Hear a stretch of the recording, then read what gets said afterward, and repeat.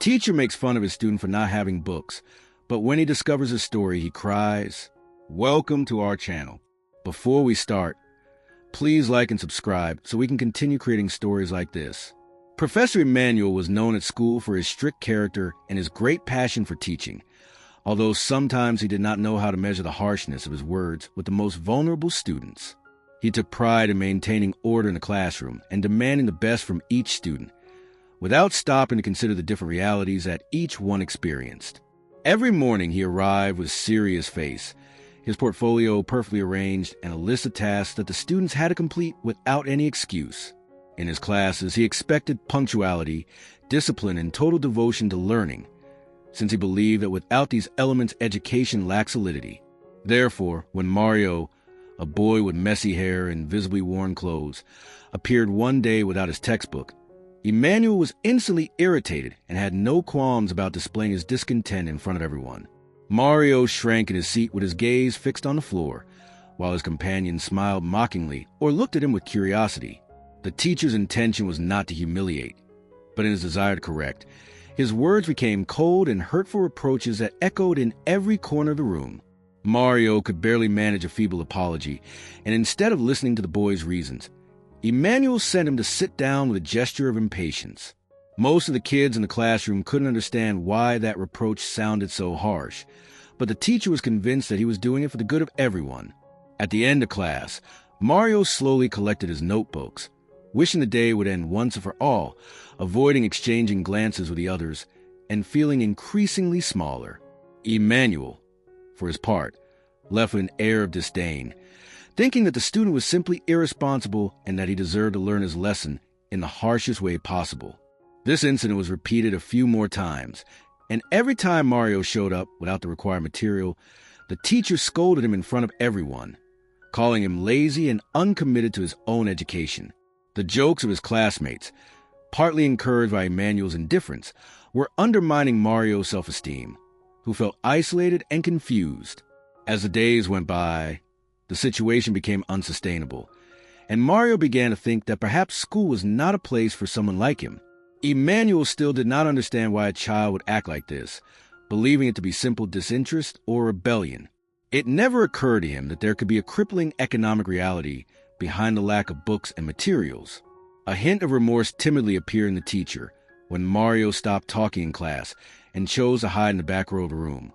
But Emmanuel considered that keeping silent and isolating himself was a typical response of a problematic student. Mario, silently, bore the burden of ridicule and sarcastic comments, while trying not to show how hurt he felt. He did not dare approach Emmanuel to explain his situation, because he feared that he would not believe him or would judge him more harshly. Deep down, Mario longed for someone to listen to his story, for someone to understand why he couldn't afford books or a decent uniform. Emmanuel, on the contrary, did not pay attention to these details and continued to reproach each act that he considered a lack of responsibility. This atmosphere of tension began to permeate the attitudes of his classmates, who sometimes took the teacher's comments as license to bother Mario mercilessly. Even so, there were a couple of students more empathetic who noticed a boy's sad look, but were afraid to intervene so as not to challenge the teacher and not become the object of ridicule as well. Emmanuel's pride prevented him from stopping for a second to think that, perhaps, there were compelling reasons why Mario did not have the textbook or the money for the copies that he so frequently demanded. Every time the teacher called him to his desk, he did so with cutting words that were intended to reform the student, without realizing that his phrases were knives that lacerated the boy's weak confidence. Mario clung to his old, recycled notebooks to take notes, longing for a chance to prove that he was not irresponsible, but a boy who fought against obstacles greater than most could imagine. Among the shadows, Mario repeated to himself that one day he would be someone different, someone capable of changing his future and leaving behind the poverty that suffocated him. The teacher, meanwhile, was talking to other colleagues about his students' rebellion and complained about the lack of values of the new generation. Weeks passed in that routine of tensions, where the main lesson seemed to be the constant suffering of a boy who could not find a way out. The disagreement between Emmanuel and Mario continued to increase, and reprimands or silence were no longer enough. Each action of the teacher became a dart that the student received with resignation and growing sadness.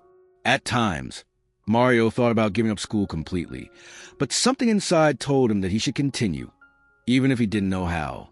The professor considered that discipline was the basis of everything, without imagining that, paradoxically, his methods were creating barriers instead of bridges to learning. Little by little, this figure of authority that previously aroused admiration in some students began to inspire fear and rejection in others. However, Emmanuel remained firm in his convictions, believing that his actions were justified. Mario dreamed of being able to work after school to buy his book, but family reality tied him to responsibilities that no one else knew about. As the days passed, the professor's treatment became more and more distant, and Mario stopped trying to win his approval. The murmurs in the hallway intensified, and Mario's lost look began to bother the few friends he had left. Deep down, Emmanuel sensed that something was not right, but his pride and prejudices did not allow him to give in. I couldn't imagine that behind the absence of simple textbook, there was a whole story of sacrifices, shortcomings, and hope. So the gap between teacher and student widened, while the tension escalated to a seemingly irreconcilable point. Each class day felt heavy, loaded with reproaches, uncomfortable silences, and a pain that neither of them knew how to express. Until that moment, none of them imagined that they were about to live an experience that would transform them forever, a fact that would break all barriers and bring to light the humanity buried under misunderstandings and resentments. And although Emmanuel believed he had everything under control, reality would show him that each person is a universe, and that sometimes appearances are devastatingly deceptive. The relationship between Emmanuel and Mario continued to deteriorate as the weeks progressed, and what began as simple reprimands had turned into a cycle of humiliations that hurt both without them realizing it. The teacher, sure that he was doing the right thing, intensified his criticism every time Mario showed up without complete material, as if he wanted to demonstrate to class that discipline would always be stronger than the indolence of some students. In his eagerness to impose order, Emmanuel had not noticed the signs of exhaustion that the boy reflected. His increasingly marked circles under his eyes, his taciturn countenance, and the way his voice trembled when he tried to apologize again and again. The teacher ignored the signs that something serious was happening in Mario's life, because in his mind, that student was nothing more than a lost cause, someone who did not value the opportunity to attend classes and who lacked responsibility. Emmanuel's biting comments were repeated in each session, undermining the boy's self-esteem in front of his classmates, who, infected by the teacher's example, began to isolate Mario even more. There was no shortage of laughter in the middle of class when the teacher, in a sarcastic voice, asked him if this time he had brought his books or if he was going to look for a cheap excuse again. Far from reflecting on the repercussions of his actions, Emmanuel assumed that the whole scenario would serve Mario as a life lesson, without considering that, instead of molding a responsible character, he was breaking the spirit of a child who lived under the shadow of poverty. From time to time, some of the professor's colleagues noticed a rigidity in his treatment and invited him to be more understanding, but he hid behind the idea that indulgence was the first step towards mediocrity. Meanwhile, Mario suffered in silence, without finding a way to make Emmanuel understand that, although he wanted to have materials in order, he did not have the necessary means to do so. Almost every day, Mario had to decide between buying some food at recess or saving that little money for transportation back home, since he lived in a distant neighborhood, where the streets were dirt and the half-built houses were stacked one after the other. His father had died 2 years earlier in a work accident, leaving him alone with his mother and 2 younger brothers. Since then, life had become a daily struggle to obtain the most basic things.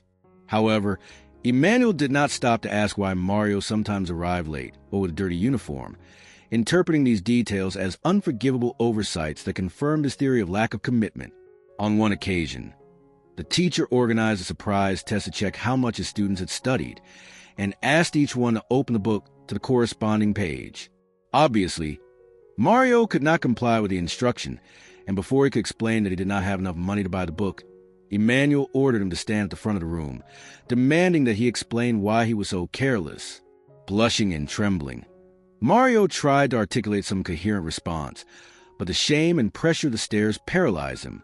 The teacher, unceremoniously, looked at him harshly and proclaimed that this would be an example of what happened when a student decided not to try hard enough.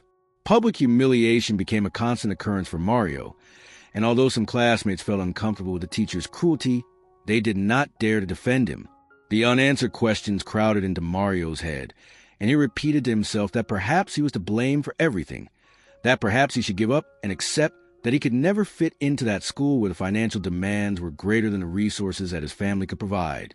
Emmanuel, for his part, instead of approaching and offering a helping hand, continued to observe the situation from his trench, convinced that his way of proceeding was an essential part of his teaching work. What he never suspected was that, while he was blinded by his prejudices, he was losing the opportunity to meet a fighting, hard-working, and noble boy who returned home every night with diminished hopes and unshed tears.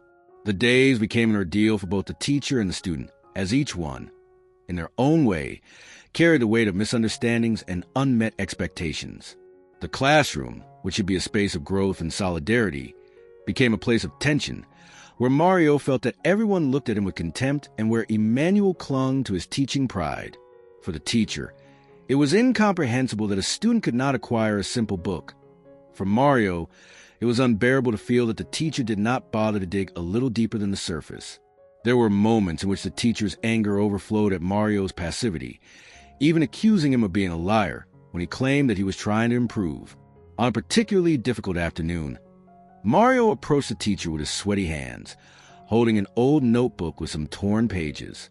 I wanted to show him that, despite not having the book, he had copied all the exercises and class notes with the intention of not being left behind. But before he could say a single word, Emmanuel reproached him for waiting until the last minute and for not doing it sooner. He didn't even take the time to check the notebook, because his anger and lack of empathy had blinded him, convinced that the boy needed a stronger lesson to straighten himself out. Seeing the teacher's reaction, Mario felt a lump in his throat and lowered his gaze, trapped in frustration of knowing that, no matter how hard he tried, it would never be enough. As the hours passed, Mario felt increasingly weaker, as if the simple act of entering the room would make him age prematurely. At night, after returning home, he had to help his mother with household chores and take care of his younger brothers, whom he loved deeply. The exhaustion was such that he sometimes fell asleep on the table while trying to complete homework for the next day, with the lingering fear of facing embarrassment in front of the teacher again. His efforts went unnoticed, and all he received in return were harsh words and indifference. But what Emmanuel could not imagine was the strength that was hidden behind those tired eyes, because despite everything, Mario continued to fight to hold on to the little he had left: hope. The tension reached such a point that the atmosphere in the class became unbreathable, and some classmates, who had previously made fun of Mario, began to feel compassion, although they did not dare to show it openly for fear of Emmanuel's reprimands. The teacher, locked in his own pride, was beginning to notice that class participation was dropping and that general motivation was declining, but he refused to accept that his treatment of Mario could have anything to do with it. Every time I saw the boy sitting with his head bowed and shoulders slumped, I thought it was an act of rebellion, a defiant attitude that had to be sanctioned to prevent it from spreading among the other students. Silently, Mario developed the idea that perhaps it would be best to leave school, since his presence only seemed to generate conflict and humiliation. His mother, oblivious to the magnitude of the problem, insisted that he continue studying so that one day he could aspire to a better life. However, Mario felt exhausted, without the strength to resist the constant pointing, and his only consolation was to imagine that, at the end of the day, he could take refuge in the understanding gaze of his brothers and the caress of his mother. He was unaware of the turn that was about to happen in his life, and that of Professor Emmanuel, a change that would shake the foundations of their convictions and force them both to rethink their relationship and their vision of the world. The arrival of a new fortnight brought with it the announcement of a school event that always generated great expectations: the book fair. The campus director annually invited local publishers and authors to promote reading among students and offer discounts on teaching materials. For most of the students, that week was a source of excitement, as they could buy cheaper books and participate in various cultural activities. However, for Mario, it meant an even more painful reminder of his inability to buy the textbook he so desperately needed, and therefore a new opportunity to be exposed. Emmanuel, excited about the fair, assigned each of his students the task of writing a review of a book they bought at the event, convinced that there was no possible excuse not to participate. He confidently stated that even the cheapest copy could do, as long as they showed a commitment to reading. Of course, Mario understood the importance of reading, but he was not oblivious to his economic reality. He barely had a few coins for transportation, and his mother struggled every day to put some food on the table. Despite this, the professor did not consider that for some families, even a discount at the book fair was still unattainable. In an attempt to avoid further humiliation, Mario decided to speak privately with Emmanuel to ask for extra time or an alternative that did not depend on the purchase of a physical book. He took courage one morning before starting class and approached the teacher, who was reviewing some notes with a frown. Hearing Mario's tremulous voice requesting a couple of minutes, Emmanuel simply nodded without taking his eyes off his papers. Mario, with his heart pounding with nerves, explained that he did not have the money to buy the book at the fair, but that he promised to read one borrowed from the library and submit the review on time. However, before he could finish, the teacher raised his head and looked at him sternly, questioning why the student didn't make the effort to save up and buy at least one book, with so many cheap options at the event. Emmanuel's voice sounded with a mixture of disbelief and impatience, as he was still convinced that the lack of resources was more of an excuse than a reality. Mario tried to insist, but his teacher's inflexible attitude instantly blocked him, and he finally left with the feeling that he would never be able to make himself understood. Minutes later, already in the classroom, Emmanuel stood in front of his students to remind them of the importance of the book fair and emphasize again that he would not accept baseless justifications for not purchasing a book, staring at Mario, who lowered his head feeling that he was once again the target of the class. The contained laughter of some classmates only aggravated Mario's embarrassment, who felt his dignity disappear with each stern word that came out of the professor's mouth. As the days passed, the fair came to school, and the halls were filled with stalls with colorful covers and attractive promotions. The students came and went, sharing their acquisitions with enthusiasm, while Mario walked around the place almost by inertia, without being able to buy a single copy. At every step he ran into classmates smiling and commenting on how little or how much they had paid for his books, while he carried his empty backpack and his oppressed heart. He wanted with all his might to belong to that festive atmosphere, but the lack of money reminded him that he was not part of that superficial joy. Emmanuel took advantage of the opportunity to supervise that his students actually bought a book, and he walked among the stalls with a satisfied look, chatting with the sellers and greeting the parents who had come. When he saw Mario wandering around without a book in his hands, he called him to ask if he had already selected something for his review. Mario, in a whisper, replied that he had not yet found the right book, but the professor limited himself to a disapproving grimace. It didn't even occur to him that the problem was not the search, but the inability to buy. For the teacher, the lack of resources continued to be an excuse, and his patience was increasingly exhausted. After the break, Emmanuel invited his students to come up to the classroom to show them a review model in order to guide them in completing the task. Mario took a seat in the last row, trying not to attract attention, although he knew that the professor would focus his criticism on him again. Indeed, while explaining the structure of the review, Emmanuel made a comment out loud, pointing out that there were students who seemed not to want to cooperate with the activity and that, if they did not change their attitude, they would face the consequences. A cold look met Mario's, plunging him into the deepest shame, as some companions turned to look at him and smile with contempt or pity. That afternoon, Mario returned home crestfallen, with the same helplessness as always, and thought about the promise he had made to his mother, to keep up his studies and take advantage of every learning opportunity. He felt torn between the desire to honor that promise and the bitter reality of not having the means to meet the teacher's expectations. The night passed with difficulty, while Mario tried to concentrate on his homework and taking care of his brothers, whom he had to prepare for school the next day. At times, he felt the temptation to give up and quit permanently, but something stopped him, an inner force that pushed him to resist, despite the constant emotional blows he received. The book fair continued its course, and on the last day, when most had already selected their copies, Mario timidly approached the seller of a small stall that offered discounts on used books. He looked carefully, asking for the lowest prices, and came across a storybook that was only a few coins more than what he had. With his heart in his hand, he checked his pockets and counted the pennies, realizing that he did not reach the required amount. Frustration was evident on his face, and the seller moved decided to give him a special discount. Mario paid what he could and left the fair, feeling a small ray of hope in the midst of the storm. Already in his hands rested a simple book, somewhat battered, but which represented an enormous achievement for him. The next morning, Mario arrived at school with his precious storybook and sat down with a mixture of nerves and pride. He longed to show Emmanuel that, despite the difficulties, he had managed to get at least one book to work on his review.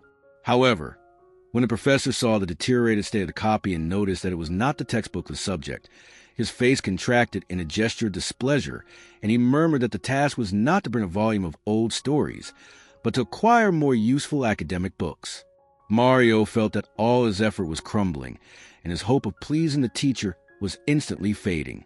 He only managed to explain that it was the only thing he could buy, but Emmanuel interrupted him, accusing him of not listening to instructions and of looking for easy solutions instead of really trying. That was the last straw for Mario, who, for the first time, burst into tears in the middle of class, before the astonished gaze of his classmates. Emmanuel, surprised by the student's emotional explosion, did not know how to react. For a brief moment, the professor felt a pang of guilt jolt his hardened heart, but he quickly covered it up with the same rigid attitude as always. The rest of the group remained silent, not knowing what to do in the face of Mario's vulnerability, who was sobbing with his face in his hands, feeling like his whole world was collapsing. This episode marked the before and after in the history of both, as circumstances would begin to align, to lead to an encounter that would change their lives in an unexpected way.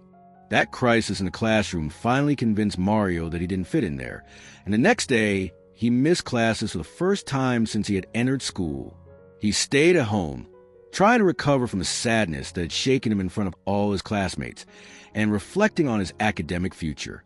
On the other hand, Emmanuel felt a strange emptiness at not seeing the boy at his desk, although he pretended not to care about it in front of the rest of the class. He didn't want to admit it, but the image of Mario bursting into tears haunted him throughout the night, reminding him that perhaps he had overstepped his judgment and treatment. However, his pride was greater than his incipient remorse, and he refused to give in, convinced that he alone was fulfilling his duty to educate rigorously. The following days were particularly tense for Emmanuel. His conscience, which until then had remained dormant due to prejudice, began to manifest itself in small pangs that assailed him at the most unexpected moments. While reviewing exams at night, he remembered Mario's face full of tears and the desire the boy had had complete his homework. During teaching meetings, although he commented with false naturalness on his students' progress, he could not help but wonder if he was behaving like a tyrant rather than a guide. Despite everything, he tried to justify himself by thinking that that student deserved the reprimands because he did not show the slightest effort to achieve excellence.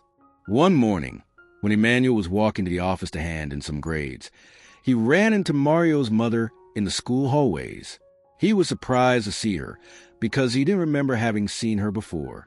She looked exhausted, with deep circles under her eyes and a worried expression, holding in her hands a patched cloth bag that surely contained documents or perhaps a meager lunch. She introduced herself politely, saying her name quietly, and explained that she had requested to speak with her son's teacher to find out about Mario's academic performance. Emmanuel, with his characteristic tone of distant formality, invited her to chat in the staff room, hoping that the talk would not go on for too long. Mario's mother, visibly nervous, struggled to express the anxiety that was overwhelming her. She commented that the boy had returned home very sad in recent days and had even considered dropping out of school, something that worried her deeply. He explained the financial difficulties they were going through, the absence of a father figure since the accident, and how hard it was for Mario to assume adult responsibilities when he was just a teenager. Emmanuel listened with apparent seriousness, but without abandoning his position that, despite the problems, the student must respect the rules and comply with the basic requirements. Mario's mother, with a trembling voice, told how some nights her son stayed up late trying to compensate for the lack of materials with handmade notes and borrowing books from other neighbors. It was then that Emmanuel felt something inside him shake. Still, try to maintain his composure. Emmanuel reminded Mario's mother that the school had a rule and that she couldn't make exceptions every time a financial problem arose. She embarrassed, apologized, explaining that she was not looking for privileges, but rather understanding, and perhaps a little guidance to find a solution that would allow her son to continue studying with dignity. The professor nodded, said he would do his best to stretch a hand to the boy, and said goodbye with a slight bow of his head, leaving the woman with a tight heart and moist eyes. As she walked away, Emmanuel remained motionless, feeling a slight tremor in his hands, as if something from that encounter had cracked the armor he had been cultivating for so long. That afternoon at home, Professor Emmanuel could not concentrate on his usual work. He leaned back in his chair, grabbed a book to distract himself, but the words swirled meaninglessly in his mind. Time and time again, he remembered the pleading look of Mario's mother, the way she squeezed her hands to contain her tears, and how she tried to explain the situation of poverty they lived in without falling into self-pity. Despite his rigidity, Emmanuel was no stranger to human emotion, and he began to experience a stinging guilt for each of the humiliations he had caused a student. His teaching pride made him resist accepting that perhaps he had been too cruel and indifferent to realities that exceeded the possibilities of a young man. The next day, Emmanuel attended classes with a strange feeling of anxiety, wondering whether or not Mario would return to school. When he took roll call, he found that the boy was still absent, and he felt an emptiness that he couldn't explain. The hours passed slowly, and Mario's absence became the subject of murmuring among some classmates, who wondered if the boy had made a decision to permanently abandon his studies. Emmanuel, trying to maintain the image of severity, continued the day with his usual methods, although inside he experienced growing restlessness.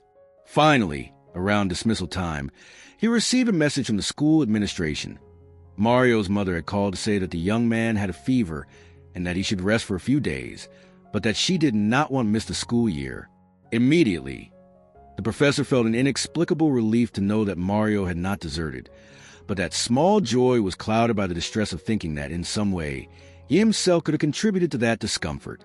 For the first time in a long time, Emmanuel felt genuinely concerned about a student. That night, barely able to fall asleep, he questioned whether he should change his way of acting, if there was a possibility of undoing all the damage caused, or the wounds he had opened in Mario were already too deep to be closed with a simple act of repentance. That would mark the beginning of an internal change for the professor, although he still did not admit it. Mario's case became a kind of obsession that did not leave him alone. His thoughts oscillated between the determination to preserve discipline in the classroom and the growing need to be more human, to show understanding in situations that escaped established norms. As the days passed and Mario was still absent, uncertainty mixed with guilt, until a thought arose strongly in Emmanuel's mind: visit the boy at his home, see with his own eyes if everything his mother had told him was true, and at the same time try to understand a reality that was hidden behind material deficiencies. At first, this idea seemed crazy and outside of his professional obligations, but as he measured the situation, he understood that perhaps it was the only way to resolve the enormous gap that opened up between him and Mario. After all, part of being an educator involved understanding each student's circumstances. Thus, he decided to consult with management to obtain permission to conduct a home visit. The director, surprised but at the same time pleased, told him that there would be no problem, as long as he did it with tact and respect. Emmanuel nodded, with a lump in his throat, because he knew that this was not only a step in his work, but also a step in his personal transformation. The time had come when life presented him with an opportunity to rectify. What the professor did not imagine was what his eyes would witness in Mario's humble house, nor the impact that experience would have on his heart. Without knowing it, he was about to cross the threshold of a story of unimaginable sacrifices, of a family that, despite adversity, kept the flame of hope burning. And so, motivated by his growing concern and hidden regret, Emmanuel prepared to face the scenario that would shatter all his preconceived ideas about discipline, effort, and true humanity. The morning of the visit to Mario's house came wrapped in a cold wind and a sky covered in gray clouds, as if the weather sensed the importance of the moment. Emmanuel had slept poorly, with his mind wondering what he would find in that home that, until then, he could only imagine. He had gotten up earlier than usual and dressed in less formal clothes than he usually wore to school, trying to look less intimidating. He left his apartment with an envelope of documents, as he planned to review some of his other students' assignments later, But the most important thing for him that day was the pending conversation with Mario and his family. The journey to the boys' home became a revelation for Emmanuel. With each street I passed, I observed how the urban landscape progressively changed. The clean and orderly buildings in the center gave way to more humble constructions, unpaved streets, leaning light poles, and an environment marked by precariousness. In his life, Emmanuel had rarely visited these marginal sectors, and the little he knew about them was rumors or sensational news. However, seeing all this in first person produced a strange mixture of curiosity, surprise, and, above all, discomfort. He asked several passers-by for the address he had written down, a street with no official name, marked only by a rudimentary number on the top of a rusty metal door. Finally, he arrived at a humble neighborhood where the houses, made of poorly cemented blocks and tin roofs, were stacked next to each other, separated only by flimsy walls. The ground was loose dirt, and several puddles had accumulated from the recent rain, making the path slippery. Emmanuel looked around, sensing the curious gaze of some neighbors who were wondering what an apparently middle-class man, with a serious face and neat shoes, was doing in that place. With his pulse racing, he continued forward until he saw the number that coincided with Mario's house. The door was nothing more than a worn piece of wood with a metal latch, and as Emmanuel approached, his heart was pounding with nerves. He knocked lightly and waited. It wasn't long before he heard footsteps inside, and finally the door opened. Mario's mother appeared with an expression of surprise and some concern, and invited him in with a courtesy that was out of tune with the precariousness of the surroundings. Inside, the space was limited. A room with a couple worn armchairs, an old television placed on a small table, and, further back, a curtain separated the improvised kitchen from that main room. The teacher noticed that the walls were barely plastered, with patches of damp and some children's drawings stuck on pieces of paper. Mario, upon noticing Emmanuel's presence, stood up from a mat spread out in the corner, visibly ashamed of receiving the professor in such conditions. His eyes betrayed tiredness, and he looked warm with an old blanket. The boy apologized for not being able to show up at school, although he did so with a tone of voice very different from the one Emmanuel heard in the classroom. It was a timid, almost humiliated whisper, as if he feared that his house would be a source of ridicule. The professor, for the first time, felt a deep lump in his throat. Nothing had prepared him for this intimate encounter with his student's reality. Trying to maintain his composure, he greeted Mario with a slight nod and invited him to sit down to talk. The mother served the teacher a glass of water and apologized for not having anything else to offer, commenting that she had lost her temporary job and that, in those days, the pantry was practically empty. Emmanuel looked around, confirming that there were no traces of food or basic products, and felt a slight tremor in his hands. He wanted to say something, but the words stuck in his throat. It was the first time that I witnessed so closely the scarcity that, for some families, was their daily bread.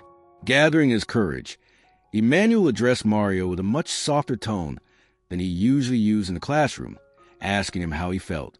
The boy replied that he was still a little weak, but that he hoped to be able to return to school soon. The teacher nodded, remembering that not long ago he had harshly reprimanded him for not completing his assignments. The mother intervened to explain to the teacher that Mario's fever had been complicated by the lack of adequate medical care, since they could not always afford consultations or medication. He added that the boy, in addition to studying, worked some afternoons helping at a local market to earn some coins that he used to buy food or things for his younger siblings. Emmanuel listened in silence, feeling how an increasing weight was crushing his chest. Every detail they revealed shattered their assumptions about Mario's supposed laziness or irresponsibility. He realized how little he knew of the boy's life and how unfair his reprimands had been. At one point, the mother got up to attend to Mario's two brothers, who were peeking curiously behind the curtain that separated the kitchen. They were small, with patched clothes, bare feet, and scary expressions. Emmanuel looked at them for a moment and understood that this picture of precariousness was Mario's daily world, a constant struggle to survive and protect his family, something that a person outside those circumstances could hardly imagine. Then, the professor felt a sudden desire to apologize, to repair the damage that his words and indifference had caused, but he couldn't find a way to express it. Mario broke the silence by asking if he had received his notebook. As he had asked a neighbor to take it to school, so he wouldn't fall completely behind. Emmanuel, trying to contain his embarrassment, nodded and commented that he had checked it. Inside, he remembered how he had harshly judged that notebook, full of messy notes and torn pages, without understanding the value it represented for Mario. If before he had seen in it evidence of the boy's irresponsibility, now he understood that it was proof of his silent effort and the difficulty of studying in the midst of so many deficiencies. Feeling that words would not be enough, Emmanuel did something he had never done in the classroom. He praised the students' effort and perseverance, recognizing that many would not be able to keep up in the face of so many difficulties. A soft gleam appeared in Mario's eyes as he heard that approval from his teacher, whom he had feared and resented for so long. Emmanuel, for his part, felt overwhelmed by the amount of emotions that were going through him. Guilt, compassion, regret, and also a new respect for that boy who, despite everything, continued to put in his efforts at school. At that moment, he understood that his authority as a teacher should not be based on fear or imposition, but on empathy and support, so that each student could grow according to their possibilities. When Emmanuel said goodbye to the family, after an exchange of words that was intended to be comforting, he promised that he would do whatever he could to help Mario stay in school. He didn't specify how, because it wasn't clear to him yet, but something inside told him that he couldn't just walk away and forget what he had seen. Before leaving, he took one last look at the house. The leaky roof, the rickety furniture, the children in worn-out clothes, and the expression of hope and fear in Mario's eyes.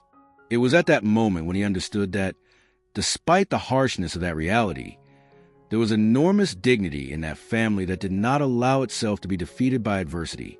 The way back was a silent journey for Emmanuel. With every step he took, he remembered his past attitudes, the mockery, the reprimands, the public humiliation. He felt that, in some way, he had failed as an educator, since his duty was to guide the students, not plunge them into despair.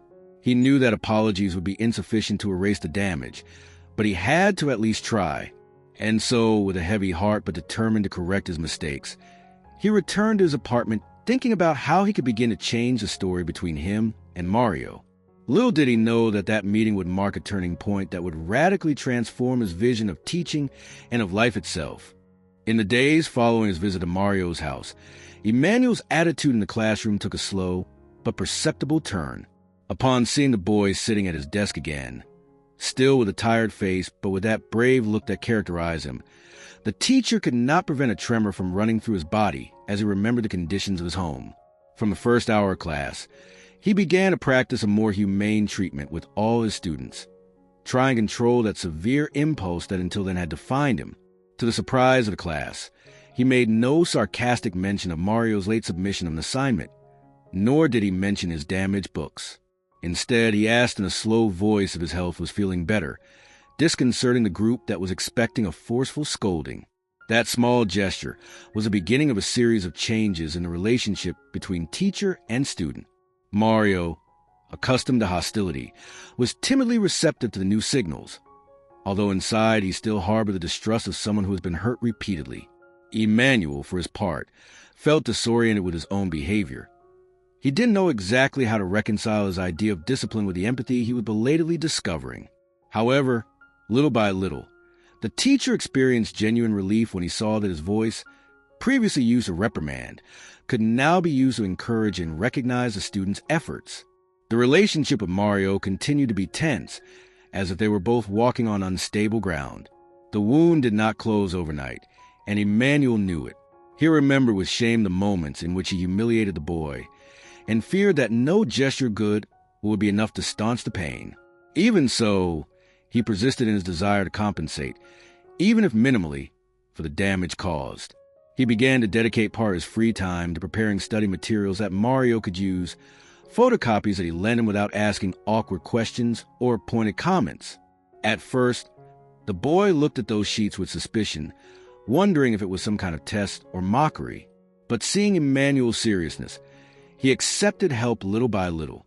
Emmanuel's transformation also impacted other students, who noticed that the teacher no longer ridiculed anyone for arriving without materials or for making mistakes in class. He began to explain more calmly, to dedicate space to doubts, and to be interested in knowing a little about the reality of each student. The murmur in the school spread. Some students believed that the teacher was sick or that someone had forced him to change, but others perceived a sincerity in his gaze that had nothing to do with external impositions. Whatever the reason, the atmosphere in the classroom began to relax, and little by little, everyone's participation improved. Of course, not everything was harmony. Emmanuel was dealing with the internal conflict of letting go of an iron discipline that for years had served as a shield to feel like a good educator. He often found himself on the verge of lashing out at the slightest fault, but at the last second he managed to restrain himself and find a different method. Even with these improvements, Mario continued to feel self-conscious and distant. He had suffered too much to blindly trust again in the person who had hurt him so much.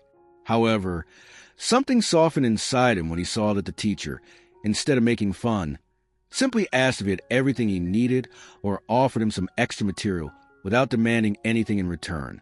As the weeks progressed, Emmanuel began to come up with a plan to help Mario's family in a more meaningful way. He didn't want to stick his nose into private matters without permission, but something inside him told him that his responsibility as a teacher went beyond the walls of the classroom. He remembered the promise he had made to Mario's mother. "I would do everything in my power to keep him in school." He began by talking to some colleagues and telling them about the boy's situation without giving details that could hurt his dignity, but suggesting that perhaps support mechanisms could be established for low-income students. To his surprise, several teachers showed interest and willingness. Since Mario was not the only case of extreme poverty in the school, the director, upon learning of the initiative, valued the proposal and decided to create a committee to support students with financial difficulties, a project that had been mentioned some time ago but never materialized. Overnight, used book collections were organized, contacts were established with local organizations, and the creation of a Solidarity Fund was proposed to pay part of the school expenses of the most vulnerable students. Emmanuel, who had previously criticized the idea of giving easy help to students, got involved with a fervor that not even he himself fully understood. He knew he couldn't solve all the problems, but he was convinced that a little push could make a difference in the lives of several children, especially Mario's. At the same time, the teacher dared to visit his student's house a second time, this time with a friendlier tone and warning in advance so as not to take anyone by surprise. He brought with him some non-perishable food that he had bought with his own money, trying to disguise the act as if it were a gift from the school for all the students in need. Mario's mother received him with the same humility and gratitude, while the boy watched from a corner, still somewhat incredulous. Even so, in his eyes you could see a mixture of surprise and gratitude, because that severe professor now seemed close and truly concerned. During that visit, Emmanuel learned more details about Mario's life. How every night he divided his time between reading notes and helping at home, how he sometimes had to go out to sell sweets on the street to collect some coins, and how, despite everything, he never completely neglected his desire to learn. The professor felt a fist in his stomach when he compared those experiences with his own, since he had grown up in a stable home, with a father who had bought him all his books and a mother who supported him in every project. He felt selfish and blind for not having been able to empathize with a boy who fought a daily battle very different from his own. When saying goodbye, Emmanuel asked Mario to continue going to classes and to trust in the new support initiative they were organizing. He did not promise miracles, but he did promise the possibility of obtaining scholarships or book donations. The boy nodded and, for the first time, let out a small smile that moved the professor deeply. It was as if a wall had cracked, allowing both of them to begin to see each other not only as teacher and student, but as two human beings who could learn from each other. Emmanuel returned home with a sense of hope that he had not experienced in a long time, as that he finally understood the true meaning of his profession. Thus, with ups and downs and moments of uncertainty, a new relationship was forged between Emmanuel and Mario. The resentment did not disappear overnight, since wounds need time to heal, but a seed of reconciliation had already germinated. The teacher discovered in himself a renewed vocation, a sense of teaching that transcended the simple transmission of academic content. He realized that there is no true education without empathy, without knowing each student's story and adapting so that each one can flourish. Mario, for his part, began to regain confidence in the figure of the teacher, understanding that people can change when they face reality and allow their hearts to open to the suffering of others. The metamorphosis that Emmanuel experienced impacted the school environment in unexpected ways. Other teachers, seeing his new enthusiasm and commitment to the most vulnerable students, began to rethink their own teaching methods. The conversations in the staff room became more human, and instead of competing for the best averages or demanding discipline without consideration, they talked about empathy, collaborative projects, and how to raise the students' self-esteem. Although not everyone shared the same passion, most realized that Emmanuel's attitude was making the kids attend class with more motivation. For his part, Mario became, without intending to, a kind of symbol of silent improvement. His companions, previously indifferent or mocking, began to look at him with a different curiosity when they noticed the efforts of the support committee that had been set up. Now, they saw him arrive at school with donated books, new notebooks, and a shy joy on his face, a reflection that, finally, his work and his dreams were receiving a boost. During recess time, some approached him to ask him how he could continue with everything he was experiencing at home, and Mario, without resentment, answered them simply that he wanted to study to have a better future and help his family.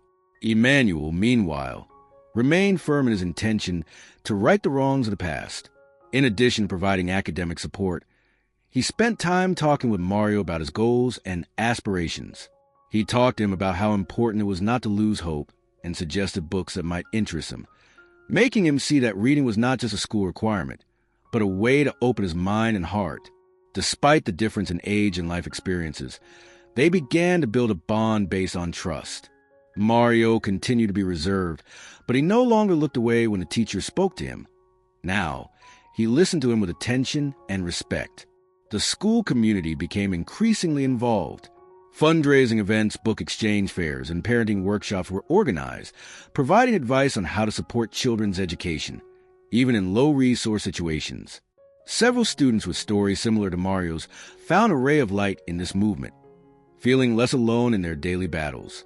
Emmanuel was surprised to see how many children and young people had problems at home, and he felt motivated to continue promoting changes. It was no longer enough for him to modify his behavior. He wanted the entire school to become a space of opportunity. However, at the same time, he faced criticism and obstacles. There were teachers who considered that so much condescension with students undermined the teacher's authority and discipline. Some more conservative parents argued that it was not the school's responsibility to solve the shortcomings of each family, and that the focus should remain on academic excellence. Emmanuel was not intimidated by those comments, but he did feel the pressure of having to justify every step he took. He explained again and again that he did not intend to relax the rules, but rather to adapt teaching to realities of those who, otherwise, would never be able to access a decent education. Mario, in this context, advanced cautiously, as if he feared that truce with the world could be broken at any moment. He did not want to cause more problems for the teacher, so sometimes he refrained from commenting on certain needs or shortcomings at home. Nor did he mention that, from time to time, things got worse, and that sometimes there was not even electricity or water in his home. He got used to doing his schoolwork by candlelight and bathing with buckets of water he collected from a community outlet. Emmanuel, increasingly attentive to details, began to notice the tiredness in Mario's eyes and wonder how he could continue helping without interfering too much in his personal life. In a private conversation, Mario confessed to the teacher that, although he appreciated everything that was done for him, there were times when he felt ashamed to receive help. He was afraid that others would think it was a case of pity or that he somehow didn't deserve to make an effort on his own. Emmanuel assured him that receiving support did not make him less valuable or less hardworking. On the contrary, he showed his courage by admitting that the situation at home required a helping hand. The boy remained thoughtful, and although he did not respond immediately, his eyes reflected a relief that confirmed that Emmanuel's words had hit the mark. Throughout this process, the professor understood that Mario's fight did not end with obtaining a few books and a couple donations. The underlying problem was structural poverty, the lack of opportunities, and the absence of a safety net for the most needy families. However, he also understood that every small step counted. A donated book could plant a seed of knowledge, a scholarship could keep a boy from leaving school forever, and a word of encouragement could change the perspective of someone who felt alone. All of this gave Emmanuel a new purpose, a reason to get up every day and fight from his classroom for a slightly more just world. Between advances and setbacks, Mario's situation improved. Sometimes, he still did not have all the materials, but that was no longer a reason for ridicule or humiliation, but rather an opportunity for both the teacher and his classmates to collaborate. Without realizing it, the class began to learn a much more valuable lesson than what is found in textbooks: empathy, solidarity, and the importance of supporting each other in difficult times. Gradually, Mario's resentment toward Emmanuel dissolved, replaced by a mixture of appreciation and respect that surprised himself. However, the deep bond between teacher and student was definitively forged one rainy afternoon, when Emmanuel accompanied Mario home after seeing that the boy was leaving school soaked for not having an umbrella. The professor offered him a ride in his car, and although Mario initially refused, he ended up accepting so as not to get sick again. During the trip, they talked in a relaxed way about music, books, and school anecdotes. It seemed incredible that, just a few weeks before, Emmanuel had been synonymous with fear and imposition for the boy. That day, in the middle of the rain, they both understood that the past could not be changed, but could serve as a basis for building more sincere relationships strengthened by understanding. When they finally arrived at Mario's house, there was no longer tension or discomfort, but rather a cordial greeting and recognition from a mother, who thanked the teacher for taking care of him. Emmanuel said goodbye with a humble smile, aware that there was still a long way to go, but feeling in his heart that he was at least heading in the right direction. At that moment, he understood that true achievements in education are not always measured in past exams or academic competencies, but in the ability to transform lives and the sensitivity to understand that each student carries stories that need to be heard. Emmanuel and Mario's story reached an unexpected climax at the end of the course, when a closing ceremony was held to celebrate the students' achievements. The atmosphere was festive. The school had prepared artistic presentations, presentation of awards, and a gathering in the central courtyard. Mario, who months ago had been on the verge of dropping out of school, was there, proud of himself for having resisted and for having achieved more than acceptable grades, taking into account all the difficulties he faced. Emmanuel, dressed in a simple shirt instead of his usual formal suit, watched him from a distance with a mixture of pride and suppressed emotion. The Support Committee for Low-Income Students, founded with Emmanuel's active participation, had managed to secure enough donations so that several young people could have books, uniforms, and subsidized lunches. The community became so involved that, in some cases, free medical advice and partial scholarships were obtained for those who demonstrated a solid commitment to their studies. The director dedicated a few words to that collective achievement during the ceremony, and many turned to look at Emmanuel, who lowered his gaze modestly. He had not undertaken this change in search of praise, but out of a deep conviction that education should be accessible and fair. The most emotional moment came when Mario, on behalf of the beneficiary students, was invited to give a short speech of thanks. The boy, visibly nervous, went up to the stand and took a few seconds to arrange the sheets he had prepared. In the front row, his mother looked at him with tears in her eyes, remembering everything they had been through. Emmanuel, standing to the side, felt his heart racing, fearing that Mario would block himself or embarrass himself in front of everyone. However, to the surprise of many, the boy spoke with a firm and clear voice. "I thank my teachers, my classmates, and the school for all the support they have given me when I needed it most. I know it wasn't always easy, and that sometimes problems at home made me feel like I didn't fit in here. I want to tell you that, thanks to your help, I have learned beyond books. I have learned how important solidarity, empathy, and believing in each person's potential are. Thank you for teaching me not to give up, even when I felt like the road was full of obstacles." The words resonated in the space with sincerity that moved everyone present. Mario continued, explaining that he now understood that school is not just a place to memorize content, but a second home where dreams and friendships are forged. Without mentioning specific names, he referred to the change he had experienced with a certain teacher who at first had misjudged him, but who later became a fundamental pillar for his development. He spoke about forgiveness, redemption, and the importance of recognizing when we are wrong, because it is the only way to become better. When he finished speaking, the audience burst into applause. Mario, with his voice trembling, came down from the stand and looked at Emmanuel, who could not contain the tears that gathered in his eyes. It was the first time he had cried in public since he could remember, and he didn't care. That moment encapsulated everything he had learned. The arrogance that had previously enveloped him had vanished in the revelation that each student is a unique and nuanced story. He felt a deep relief, as if a weight had been lifted from his shoulders, and he approached Mario to hug him in front of everyone, without being ashamed to openly show his emotions. The ceremony continued with musical numbers and the presentation of diplomas, but for Emmanuel and Mario, the central event had already happened. Both became symbols that education transforms both teachers and students, and that pride and prejudice can be relegated when the power of compassion is discovered. After the closing, many came to congratulate Mario and to express their admiration for Emmanuel's change. Some parents wanted to know more about the support program. Others sought to replicate the initiative in other schools. And there were even those who shared similar stories of improvement. In the days that followed, life continued, but with a different nuance. Mario was preparing for the next school year with more hope than ever, and his family, although they continued to face precariousness, felt a little more supported by the community. Emmanuel, for his part, took advantage of the holidays to train in student-centered pedagogy, seeking to perfect that method that had emerged spontaneously but needed theoretical support. He understood that a teacher's task was not only to impart knowledge, but also to be a beacon of humanity and empathy. Sometime later, when classes resumed, there was a renewed air in the school. Emmanuel was no longer seen as the authoritarian teacher, but as someone who, while maintaining discipline, did so with understanding and respect. Mario, with his new books and that notebook full of notes that were now a source of pride, continued to advance in his studies and infect others with his example of courage.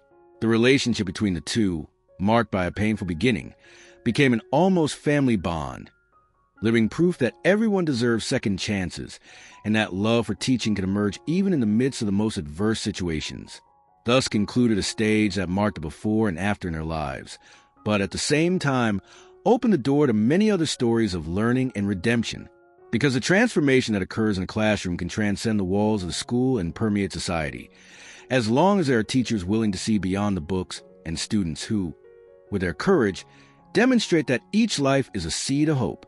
And so, that teacher who one day made fun of his student for not having books ended up learning the most valuable lesson of all. True education comes from the heart and is nourished by the empathy that we are capable of providing to those who need it most. If you were inspired by this story, don't forget to leave your comment and share this video so that more people can discover the power of believing in themselves and others. Thank you for joining us, and until next time,